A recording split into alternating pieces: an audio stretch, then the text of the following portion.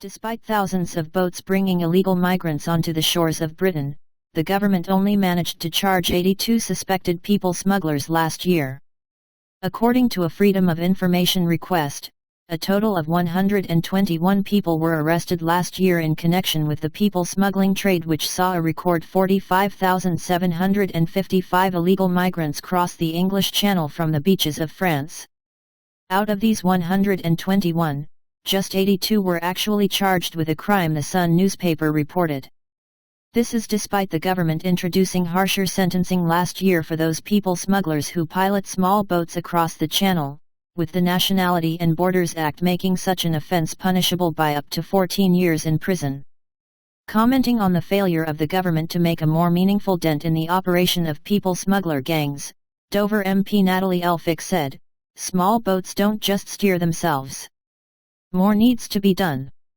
The revelation comes as the House of Commons backed the third reading of the illegal immigration bill, which, among other measures, would permit the government to immediately remove illegal migrants to a third country, such as Rwanda, to have their asylum claims processed offshore rather than allowing them to stay in Britain during the interim.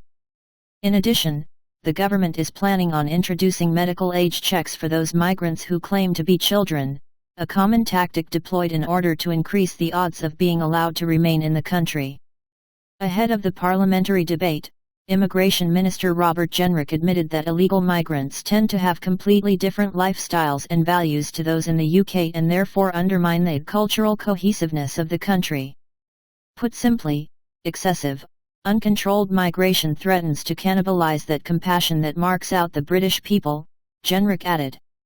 Meanwhile, Home Secretary Suella Braverman claimed that illegal migration fuels criminality within the UK, in particular in terms of drug dealing, exploitation, prostitution.